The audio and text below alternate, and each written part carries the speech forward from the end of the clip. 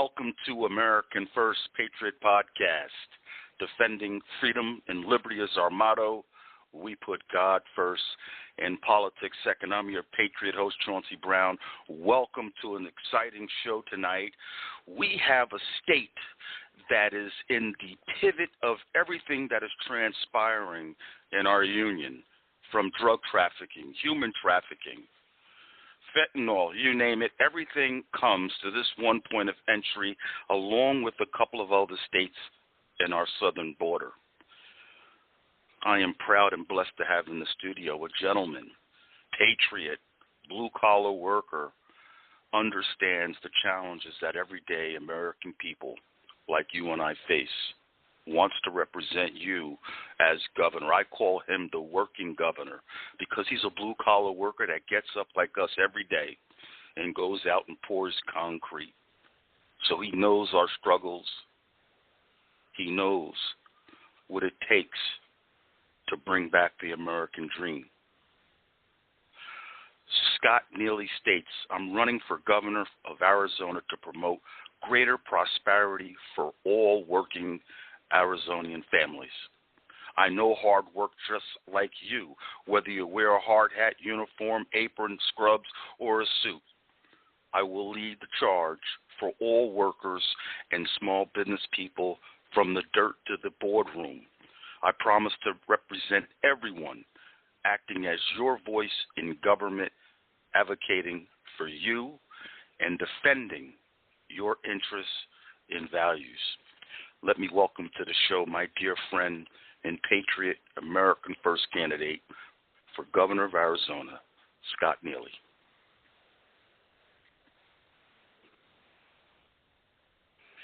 Scott, are you in the studio? Scott, you have to call in directly to the phone line. You cannot be in on the link because I think you hit the link, but I can't hear you on your end. Your mic is open. It shows that you're here. All right. While Scott tries to connect, I don't know how come we can't hear him on the other line. But we will wait and see. I'll give you more information and background on Scott while we try to locate him and get him back into the studio.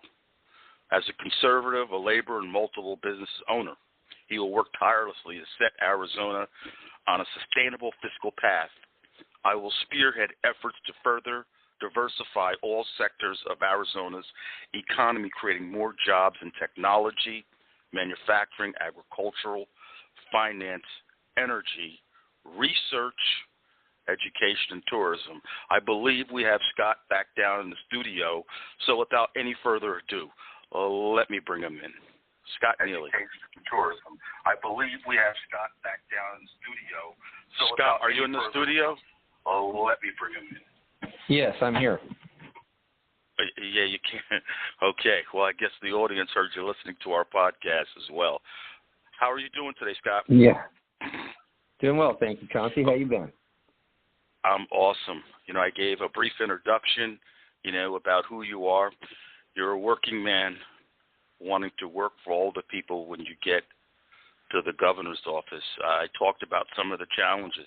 Arizona happens to be in a very interesting part of the country where it's affected by human trafficking, drug trafficking, illegal immigration. You name it, everything comes to your state. And that's what I briefly mentioned before you came on the air.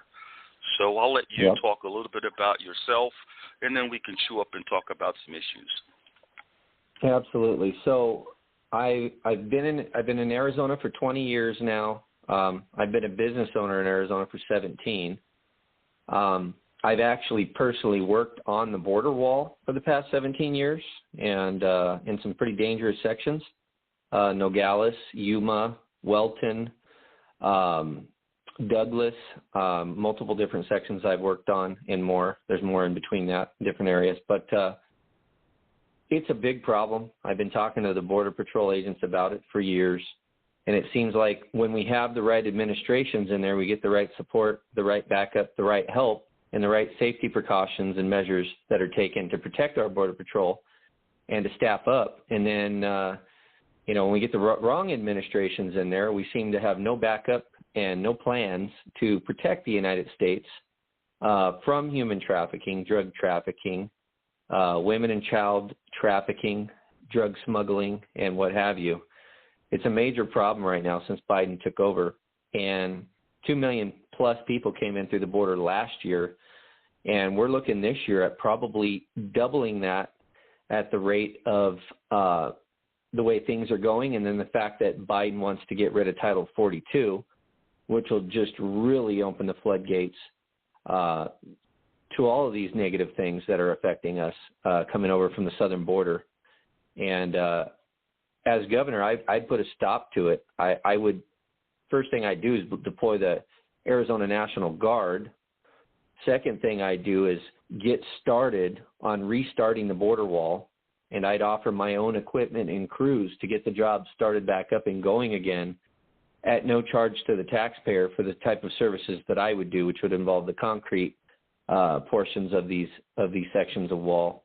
I provide the concrete pumping equipment to pump the footings in the areas that are hard to get to on the hills and whatnot. And those aren't impossible sections where we could build wall. We've been building wall on those hills for many, many years and have been very successful at it and just need to get it finished. Another thing I would do is I'd take some of the infrastructure money Biden has earmarked for Arizona, which is about $5 billion in that $1.2 trillion infrastructure deal, and I'd take some of that money and build 3 strategic National Guard, Arizona National Guard border barracks in strategic high traffic locations of the Arizona-Mexico border so that we can have a sort of militarized presence on the border and let people know that are trying to come in that we do mean business and we are going to work on blocking them from coming in and also deportation of them once they get here, since they're not coming in the legal way. We have a law here that we passed many moons ago, and it's called SB 1070. And that law gives Arizona the power to essentially enforce the federal laws that are on the books, but at the state level. We can have our sheriffs deputize posses. We can let the National Guard assist. We can use a National Guard to process these people before we send them back. We can stop them and turn them around before they pass over the border. A lot of the Border Patrol agents are afraid to get close to the border because they get shot at, because there's not enough of them to essentially back each other up. We need to get with the feds, and we need to staff up the Border Patrol agency. It's a national security issue, and we really need to help bolster beefing that up. I would even offer, some state funds to help to pay to hire some more Border Patrol agents if that's what's necessary. If we've got to help the federal government to fund that, we will, because our safety in Arizona is number one, bar none, and I will not put the Arizona people's lives at risk just because of an administration that seems to be out of control, that's not doing its own job to protect the American borders or the Arizona borders here within the United States. You want to ask me another question, Chauncey? Listen, the question, I've laid it out, you've answered, talking about border security, laying out your policies. I think you did an excellent job. I just enjoyed listening to you talk about your program to solve a problem that the federal government, this administration fails to acknowledge. And I don't even know, maybe even your governor there fails to acknowledge that there's a real crisis and has failed to address these issues. But it's very refreshing that as a candidate, when you're already on the ground running. Like you said, you've already worked on the border wall for years. You already know what it's like down there, and you have a remedy to fix it for Arizona. Yeah. Ed, you wanted to say something, Scott? I certainly do. I'd like to chime in on when you said maybe our governor's not doing much, and he's not. What he's doing is he's blaming Joe Biden for the problems that we have on the border. But we, like I said, we have our own Arizona immigration law on the books. That's about a 14-year-old law that we can use to protect our own borders with. And we can even use that law for, rounding up and deportation purposes too. We can assist the federal government on helping to round up and get these guys deported, these illegal aliens deported that are invading our country in record numbers, unapologetic, and they are very. I work with them on job sites. I've been working on job sites that illegal aliens exist on for decades. I've grown up working in the trades, and in the Southwest United States, California, Arizona, New Mexico, Texas, you work with illegal aliens oftentimes because they're the ones that are on the jobs doing the work. I don't hire them personally. In my company, we're all American citizens, and we're a family-owned business, so it's mostly just my family. But I've had to work side by side with some of these guys for decades, and some of them are pretty tough hombres, and they're not to be messed with. But I only fear one man, and that's God. And I've never feared them, and they know that. And I've got the respect of most of the illegal aliens in this state. I can tell you that right now. Matters of fact, I would say that if they could vote, they'd probably even vote for me because they agree with the way that I think and how I run my family. A little bit mirrors how they run theirs. They raise their kids to be hard workers. They raise their kids to be tough as leather, just like I've done. And they got some of the same family. The good ones have some of the same family values that I do, which is, to discipline your kids and put them through school, get them educated. They want their kids to have a better life than they did, just like I want for my kids. Some of them are deeply religious and in faith, like I am. So there's a lot of illegals that are actually quite good people. They just came here the wrong way.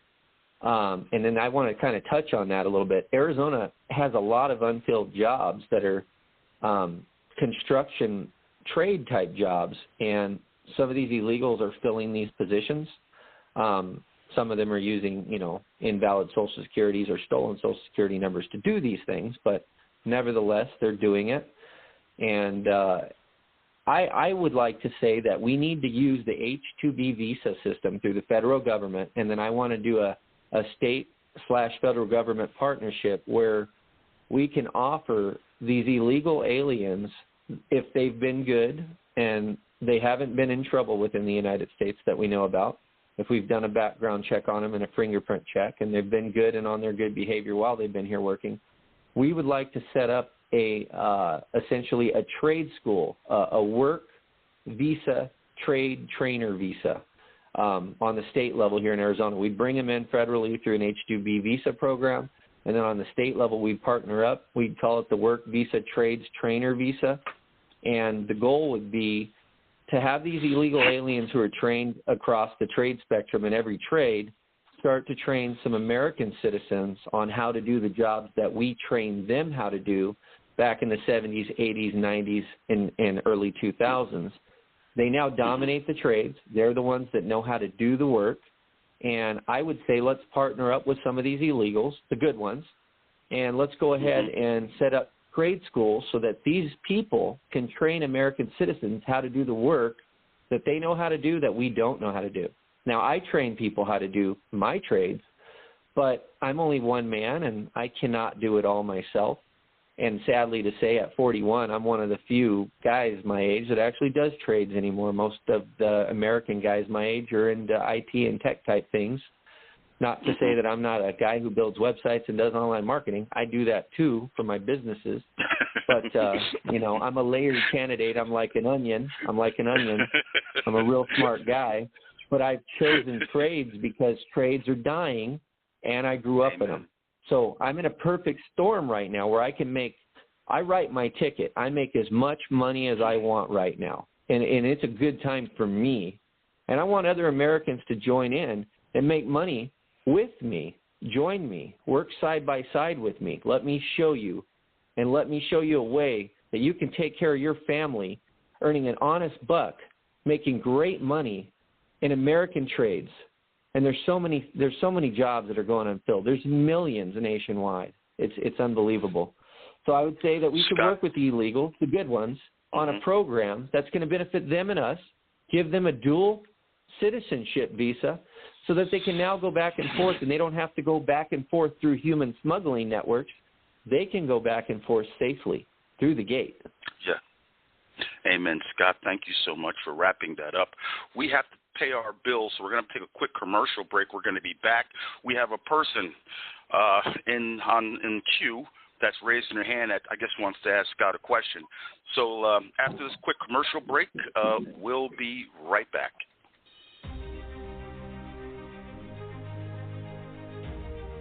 On day one, as your governor, I will deploy the Arizona National Guard to the border, and I will begin construction on 3 strategic National Guard border barracks so that we can maintain a permanent presence on the Arizona-Mexico border. Vote Neely for governor in the August 2nd primary election. Paid for by Neely for Arizona. Okay, we are back. Scott, do you want to take a couple of questions? I have 2 people in the studio here that are raising their hands. Absolutely. Okay, let me see if I can grab the first caller here. Yes, caller. You have a question for Scott? Yes, sir, absolutely. Yes, what would you like to ask? Yes, sir. Honestly, things are actually looking on the uptick a little bit because of a few of our senators and governors. I'm saying, what would it actually take for America to regain its sanity? You know, we already have our DeSantis. Elon Musk already took Twitter. You know, what would it actually take in other areas of social life for us to kind of regain our sanity as Americans? Well, it would take fathers being in the home. That's a big one. We're missing fathers a lot of the time in our homes, and the family court system's broken, and it's excluding fathers, sort of like the media is excluding me from this race for Arizona governor. Fathers need to be more involved in the children's lives, and that's a huge one. I mean, thank God I had a father, and he taught me some things, but a lot of the kids I grew up with didn't, and they didn't learn the things I did, and they're not equipped to deal with life in the way that I am, and I feel bad for a lot of the people that I grew up with. A lot of them now believe that we should be a socialist nation because a lot of them believe we should be taking care of them with basically a universal basic income system so they can kind of sit back and be taken care of. I just don't like those kinds of ideas. I like working for my money. I always have. And I think the American people would feel good once they learned if they learned how to do things to take care of themselves, they'd feel good doing it. I can tell you that. I feel good taking care of my family. With a nice, hard 18, 20-hour day of work, man, I feel amazing when I get through those long days. I go, you know what? I just provided for my family today, and it feels very good to be able to have done that. I feel like a little bit of a Superman for my family, and I enjoy that. It gives you a sense of accomplishment, you know, like nothing other. You know, there's nothing there's nothing else out there like being able to support your family and be a warrior for your family. Thank you, caller, for that question. We're going to let one more question come in, and Scott and I are going to have a conversation about prison reform, the trades, and things of that nature. I'll let the second caller ask a question. Go ahead, caller. I don't have a question for your guest. I have a question actually for you, the host. I'm the kind of person that likes to vet candidates for Senate, for House of Representatives, or for governors in a certain way. And that way usually is not approved of by hosts of the shows because they like to make their guests feel comfortable. The way that I grill and question potential candidates, not making them feel comfortable. So I'd like to come back on another time with your realizing that when I do come on, I'm going to act like a prosecuting attorney. I don't want to do it now. Ask me a very uncomfortable question. Ask me a very uncomfortable question, and I will answer it with honesty. I don't know this. I don't know this gentleman's name, but he's been on my show a couple of times, and he asked some very good questions. Caller, is it okay if you just give us your first name? Sure. My name is Joe. Okay, Joe. I'm Chauncey. Thank you very much. The host says he wants to take the guest wants to take your question. So I guess he wants you to act like a prosecutor. Okay. Take me to task, All right, man. Prosecute me. Take me to task, prosecute me. That's what I want. It'll be along the lines of your ad. You said the first day in, you would have the National Guard protecting the border. That's good. That's right. How about the first day in, you actually assign the Attorney General of your state to investigate the senators and congressmen of the state to find out who's corrupt, who's not corrupt. Because with me, corruption is the major problem today. And I want to root out corruption. And I want honest senators with guts, honest representatives and honest governors with guts. So in the first day, can you say I'm going to assign an Attorney General whose task it is to root out the Congress, the state senators and state representatives for corruption? I would take it one step further. I say root out all corruption. I'm sorry. I can tell you right now, we're trying to get something passed through. It's an election integrity bill called HB 2289, and what it is it's one vote on one day in person on paper and with no machines. And let me tell you something. I already know who the corrupt people are in the Senate and the House in Arizona, because they will not get behind a bill that supports honest, free, and fair elections in the state of Arizona. They want to steal another election, and they want to put the lid on what's going on here and essentially keep the light of day out of what they're doing to essentially rig their elections year on and year out, each cycle. We learned in that movie 2000 Mules that they're ballot harvesting, and then they're filling up drop boxes all over the states in certain strategic areas with either fake ballots or multiple, copies of the same ballot or what have you, you name it. And they're stealing elections, and they're paying $10 a ballot to have these dropped in these boxes. If you give a guy $10 a ballot and then you give him 1,000 ballots to drop off, that adds up to a lot of money. I mean, a lot of money. And based on what that movie says is it's cartel guys doing it. And then also, people that are Americans that just don't have a lot of money, they're being paid to do this. So they're being used by politicians to help in their corrupt schemes to get elected. The first thing I would do is get with the Attorney General of Arizona, whoever's elected.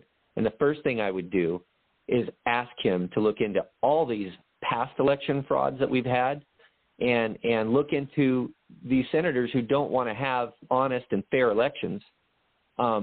These aren't American patriots. I don't care if you're a Democrat or you're a Republican. You need to be an American patriot, and you should want honest, free, and fair elections. And if you don't, you should not be in office at all, period, no matter what side of the aisle you're on. And I will publicly out anybody who's not an American patriot on either side of the aisle.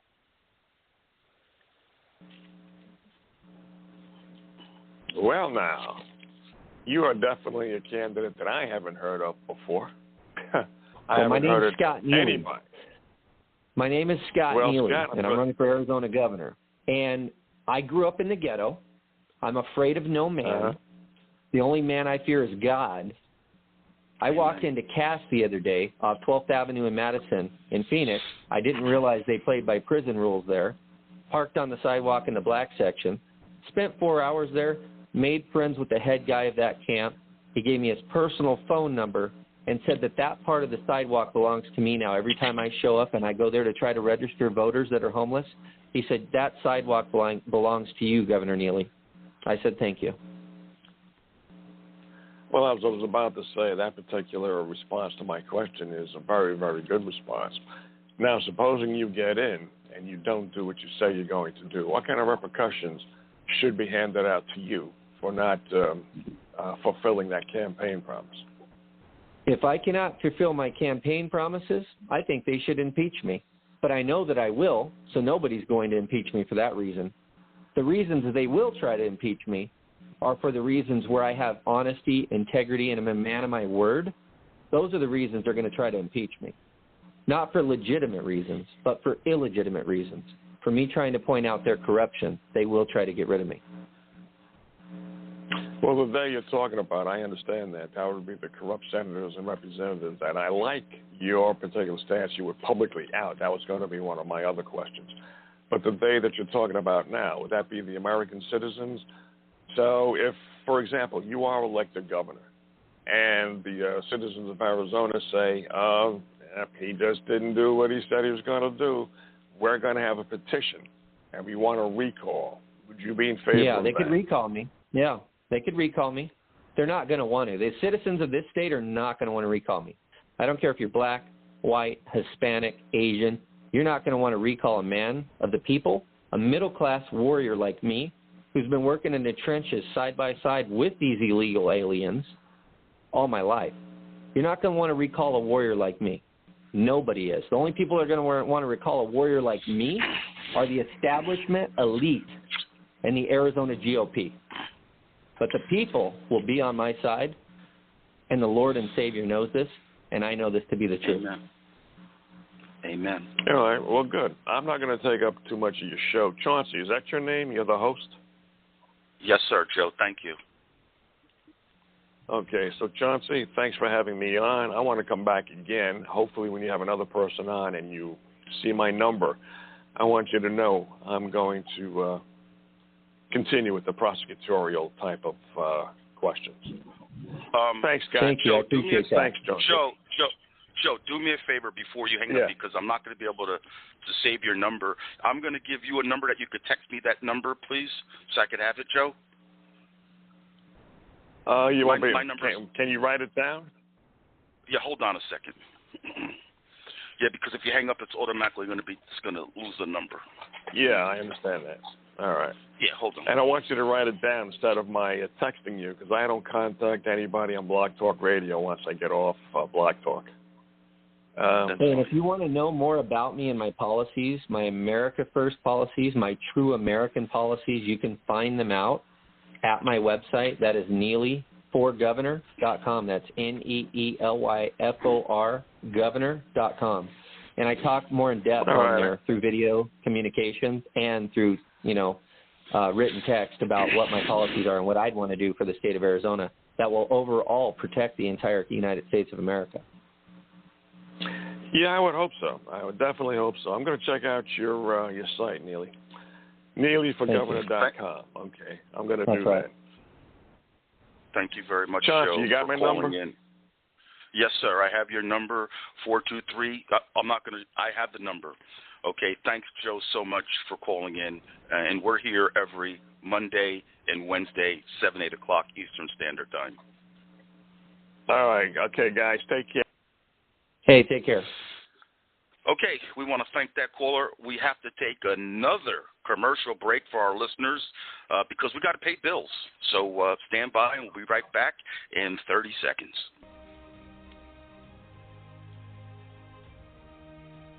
Another important issue facing Arizona is election integrity.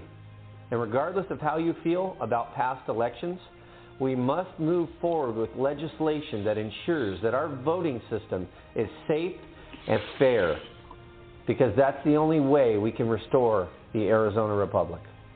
Vote Neely for governor in the August 2nd primary election. Paid for by Neely for Arizona. Okay, we're back.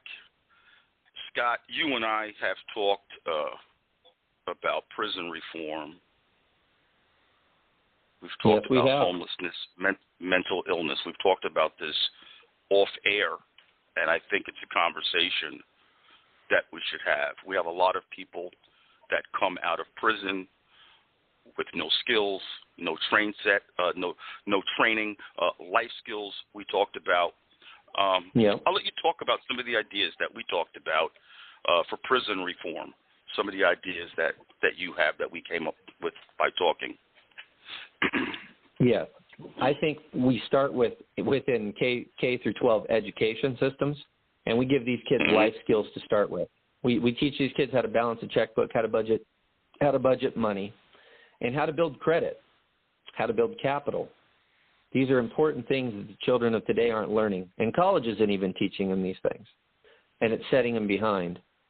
And then for those that are end up in prison for whatever reason, what have you, that don't have skills and whatnot, which has happened way too many times over the years. You make one mistake, you're in there for 10 years, and you're a young 21-year-old man. You get out when you're 31, you don't have any skills, and then often you reoffend and you go back because you don't have skills to not reoffend. You have skills to do things like drug dealing or what have you, or prostitution or whatever it is that you're doing that you shouldn't be doing.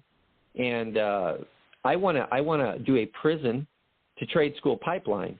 We can begin by having trade schools in the prison systems, and then when they exit the prison systems, we could have them do some of their probation in exchange. When they get out, that we can have a trade school for them when they get out. Some of their probation time could be done in the trade school, so they could be hitting two birds with one stone. They could be doing their probation, but at the same time learning a trade while they're out of prison, and on probation and parole. The goal is to get them off parole early and into a trade and making businesses money early and getting them making money early as well, so that they can take care of their family and take care of their kids, because often they have children that they need to take care of. Often they're behind on child support when they get out of prison.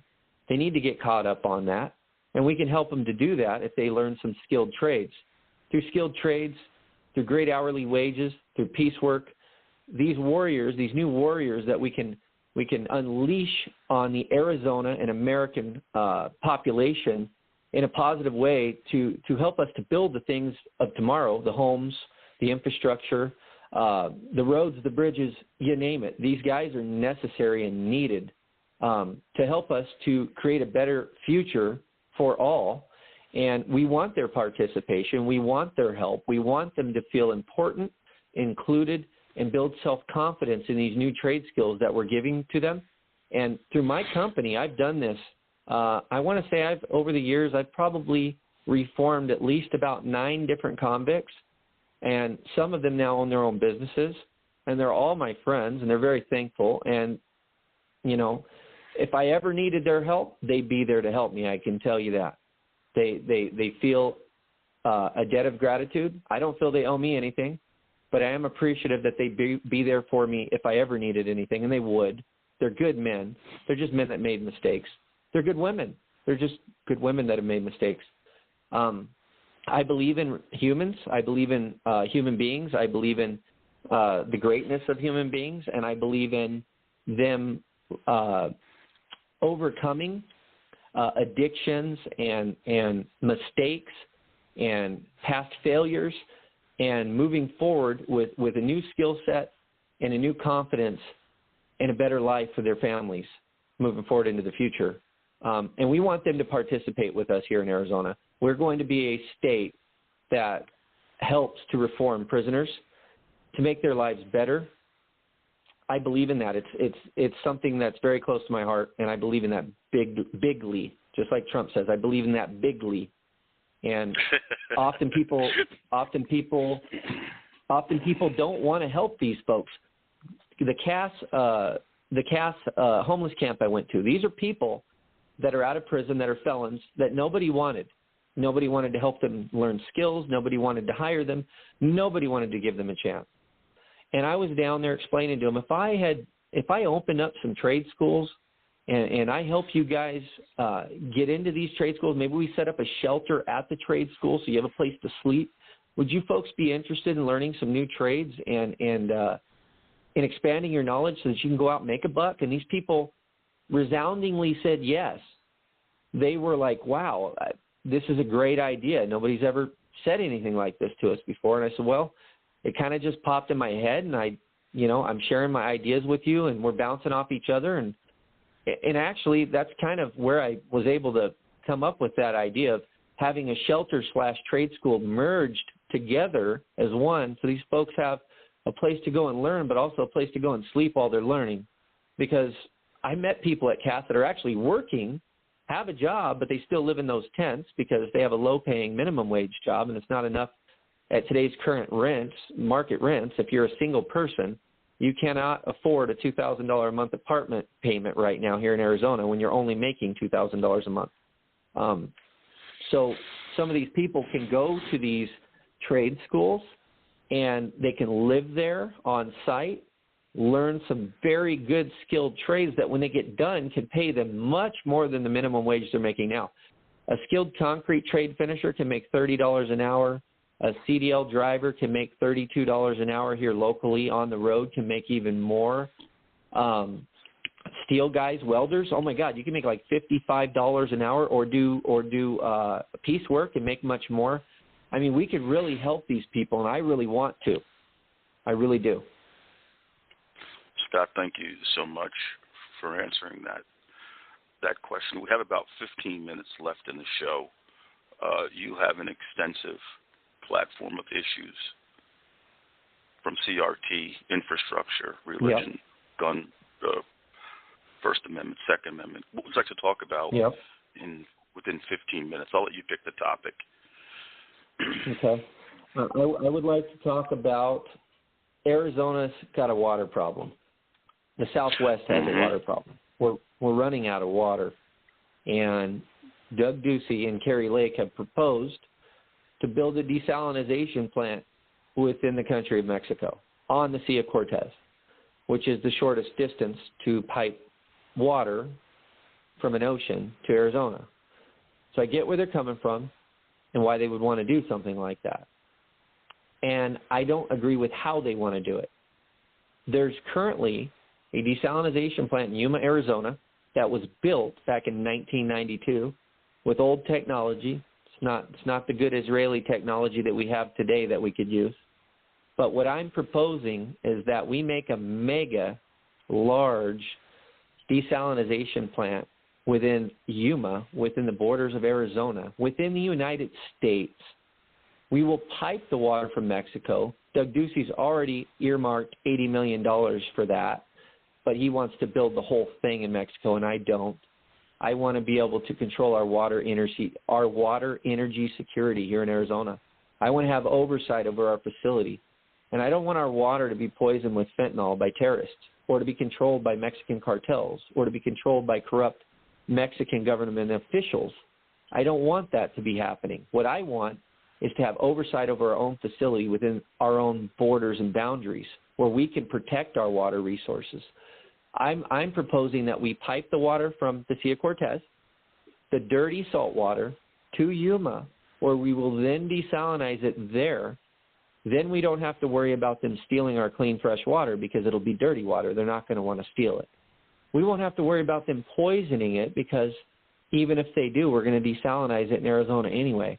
It makes perfect common sense to go my route versus going the corrupt route of building it in a country that we cannot control that water source from, nor can we protect that water source.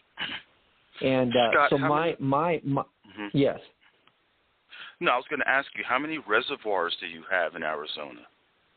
We need more of those too. We've got several, but I could say we should build some more of those as well. We've got about 10 of them, but we need more than the 10 we've got. We should build some more reservoirs too. You're right about that. You're very right about that. And because a lot of people, pump that people don't. That's right. I'm sorry. A lot of people don't know this, but we also have. Go ahead. That's okay. There's a delay there, Scott. I'll wait for you. That's okay. Okay. So a lot of people don't know this, but we also have brackish water in the West Valley of the Phoenix metropolitan area. And brackish water is a light salinity water that's a Jurassic type water very deep in the earth. We actually have the equivalent of 3 Lake Powells underground under Phoenix. Can you believe that? Hard to believe. Wow. We could drill down and we could pipe that up too and also have a desalinization plant in the western part of the Phoenix Metro Valley area where we can also desalinize water and feed our population for the next 300 to 500 years because that's what they're saying is underground. These are the experts saying it, not me. And I tend to believe those experts. They're geologists. They've done their work. We have the water resources necessary to keep Arizona growing for many decades to come. And I'm going to have a jobs plan like no other in this state. We are going to have the best small business friendly tax policies of any state in the United States. We're going to outcompete all 50 states. We're going to have the best tax policies for business in the United States. We're going to outcompete them all. My primary focus will be middle class and small businesses in Arizona having the advantage, because for far too long, the oligarchy of the Amazons, the Walmarts, the Home Depots, the Lowe's, and everybody else that does business with China has had the advantage. But they also have the lobbying power, and they're the ones that are killing small businesses. And with a Neely governor in office, that stops on my watch. We're going to start putting the people first and not the wealthy elite oligarchy that's controlling our state and most of the world. I'm done. A Governor Neely administration will not have that. We're done with that. It's time to prop up the middle class and make the middle class great again. My goal is to free State 48 from regulation, from taxation, and from government overreach, and also protect the Second Amendment. I've got my gun strapped to me right here, right now, so just so you know, I keep it real close to my belly. Real close to my belly. In case anybody wants to know if I walk around armed, I do. That should be a right that should be afforded to every state in the Union. It is a right. Well, it is a right. In this state, we have the least stringent laws on guns in the United States. Thank God for Arizona. Thank God for our laws. Our gun laws are the best in the nation. We have better gun laws in Texas, despite popular belief. And most people don't believe that, but it's the truth. And Chicago has the strongest gun laws with the most amount of gun crimes They in have the the nation. highest amount of crime in the country, and we've got among the lowest amount of crime in the country. Isn't that interesting how that ties together? When you have good gun laws, you have lower crime at the same time. Interesting. Now, Tucson, Arizona is an area where they go against our state laws, and they have some pretty tough gun laws in Tucson once you enter the boundaries of Tucson, Arizona. But Tucson, Arizona has the highest crime rates in the state. No wonder why. Tucson is our mini Chicago. Let me ask you a question. Since you're able to carry, can you carry anywhere in the country, open carry, or no? If you have the right permits, you can. I don't necessarily have those permits because I don't need them in my own state. My state, you can open carry, you can conceal carry, you need zero permit. And if you go to buy a gun today, it's about an hour phone call with the feds. And within about an hour, they do a background check, and I can buy whatever gun I want, AR, handgun, shotgun, whatever, rifle, sniper gun, you name it. I can buy silencers, whatever it is I want to buy. I can buy that pretty quickly here within the same day. Wow, that's awesome. Yeah, it is awesome. And that's why we're safe.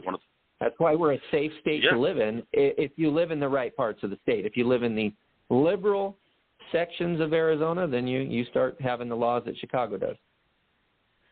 It's a shame that these liberal states and cities have these laws, and they keep thinking more laws are going to change people.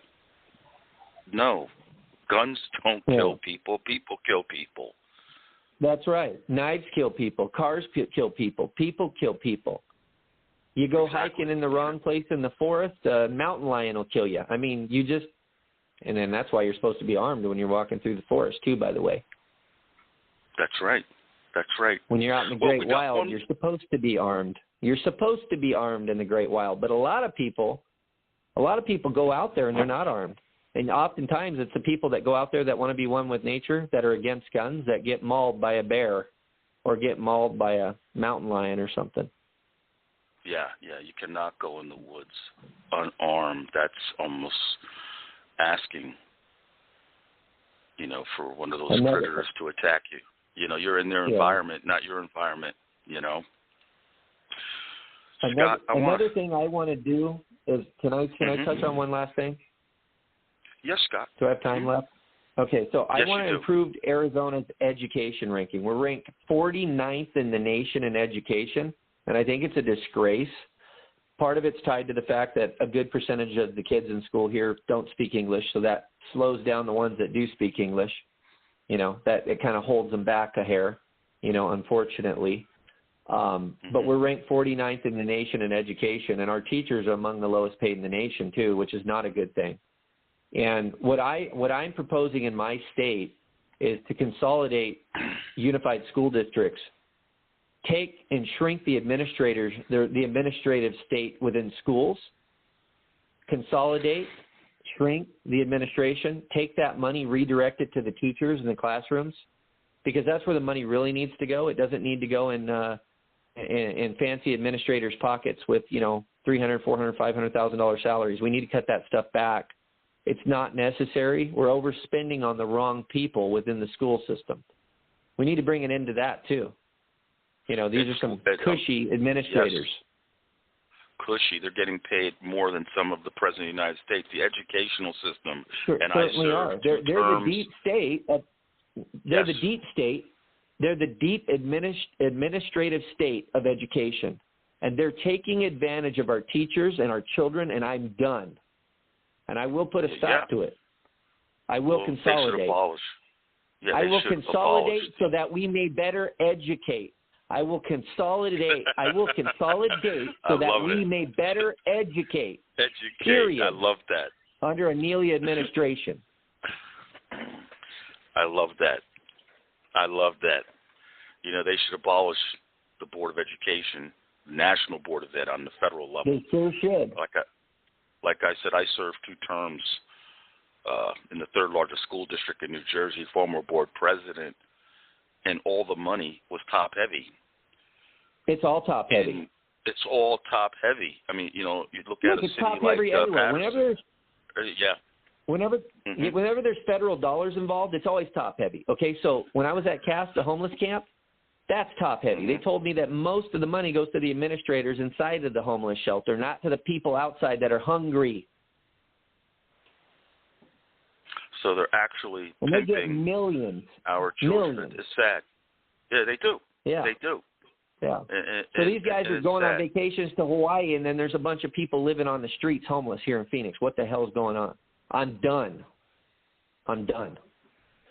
They've woken up a sleeping giant, and his name is Scott Neely for Arizona governor.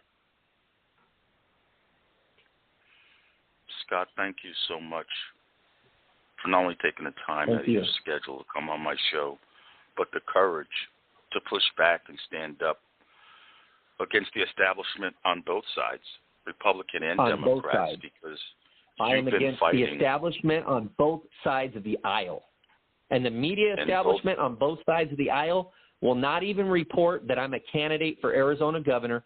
I am on the ballot. I got 10,457 signatures, which is the exact number of votes that supposedly Joe Biden won by in Arizona. And we all know that's a farce, and that's a fraud, and that's a lie.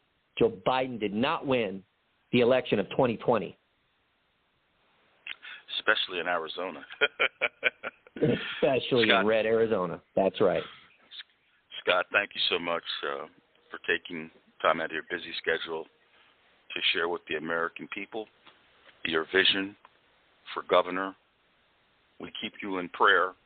We will have you back on again before your election. I believe it's August 22nd of 2022. Yep. Or is it the first? Yeah, August 22nd. No. It's August 2nd. I'm sorry. It's August 2nd of 2022. It's August 2nd, 2022. Yes. So the gubernatorial primary for my Republican race is August 2nd, 2022. Please share with our listeners if they want to donate your website. I think it's Neely, ScottNeely.com. My website is neelyforgovernor.com. That's NEELYFOR governor.com. And you can donate right there on my website, and it would be much appreciative. I've so far been self-funding most of this campaign because I believe in what I'm doing for the Arizona people. At this point, now that I'm actually in the race to win it, I do need your support, and I would be very much appreciative. Thank you, Scott. And for those who are unable to write it down, in the description of Blog Talk Radio, there is a link. Click on Scott's name that's highlighted, and it'll take you directly to his website where you can see and learn more about Scott, his issues, what he stands for, and what he's about. But I can tell you, Scott Neely is a working man that wants to work for the people. He's not a politician. He's a blue-collar worker, business person, hands-on, and that's the type of leadership that he wants to bring to Arizona. We're proud and blessed to have you on the show, Scott. Thank you so much, and I'll see you again on the campaign trail. Thank you. We'll be right back. You're welcome. We'll be right back to close out the show after this brief commercial break.